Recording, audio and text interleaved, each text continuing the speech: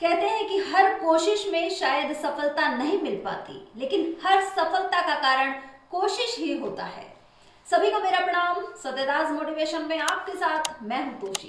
प्रेरणा की एक नई कहानी आपके लिए। दोस्तों, एक समय की बात है। एक राज्य में एक प्रतापी राजा राज करता था।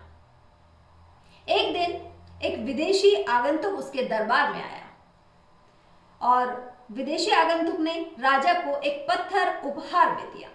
राजा पत्थर को पाकर बहुत प्रसन्न हुआ और राजा ने सोचा कि इस पत्थर से भगवान विष्णु की प्रतिमा बनवाकर अपने राज्य के मंदिर में स्थापित की जाए। तो उसने महामंत्री को बुलाया और यह जिम्मा महामंत्री को दे दिया। महामंत्री वहां के प्रसिद्ध मूर्तिकार के पास वो पत्थर लेकर गया और कहा कि इस पत्थर से आपको भगवान विष्णु की प्रतिमा बनानी है, जो इस राज्य के मंदिर में स्थापित होनी है और आपके पास 7 दिन का समय है। उसके बाद आपको मूर्ति लेकर राजमहल में जाना है और इसके लिए आपको 50 स्वर्ण मुद्राएं दी जाएगी। अब 50 स्वर्ण मुद्राओं की बात सुनकर मूर्तिकार बड़ा ही प्रसन्न हुआ। महामंत्री के जाने के बाद उसने अपना काम शुरू किया। अपने औजार निकाले और सबसे पहले निकाला हथौड़ा, जिससे कि वो पत्थर को तोड़ सके।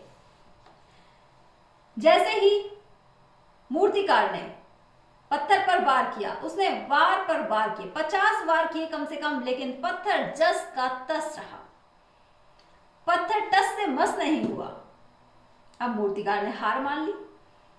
मूर्तिकार ने सोचा एक बार फिर से ट्राई करता हूं। उसने हथौड़ा वापस से लिया, लेकिन वापस से हाथ खींच लिया कि छोड़ो, जब इतनी बार में ही नहीं टूटा तो अब क्या टूटेगा। और मूर्तिकार पत्थर को लेकर महामंत्री के पास चला गया और कहा कि इस पत्थर से तो मूर्ति बनना नामुमकिन है। मैंने इस पर कम से कम 50 वार किए, लेकिन यह पत्थर टूटा ही नहीं। अब महामंत्री ने सोचा कि इसने मूर्ति नहीं बनाई, लेकिन राजा ने क्योंकि ये जिम्मा मुझे दिया है तो मुझे तो ये काम करना ही है।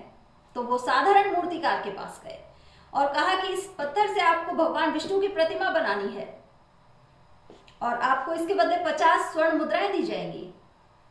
मूर्तिकार बड़ा ही खुश हुआ और वो उस टाइम में महामंत्री के सामने ही अपना औजार निकालने लगा और उसने हथौड़े से जैसे ही वार किया, पत्थर टूट गया। और ये देखकर महामंत्री सोचने लगा कि यदि सर्वश्रेष्ठ जो मूर्तिकार था, जो प्रसिद्ध मूर्तिकार था, वो एक बार और प्रयास करता तो वो सफल हो जाता और ये 50 स्वर्ण मुद्राएं उसे मिलती। लेकिन उसने हिम्मत हार ली। तो दोस्तों, ऐसी परिस्थितियों से हम भी दो चार होते रहते हैं। कई बार हमारे सामने ऐसी परिस्थितियां आती हैं और हम हिम्मत हार जाते हैं, लेकिन हो सकता है कि हम एक और प्रयास करें और हमारा काम बन जाए। तो इसलिए हमें कभी भी हिम्मत नहीं हारनी चाहिए। हमें तब तक प्रयास करते रहना चाहिए कि जब तक सफलता हमें हाथ नहीं लग जाती। तो दोस्तों, एक बार फिर से यही कहूंगी कि कभी हार मत मानो। आज कठिन है, कल और बेहतर होगा और कल के बाद का दिन आपका होगा। धन्यवाद।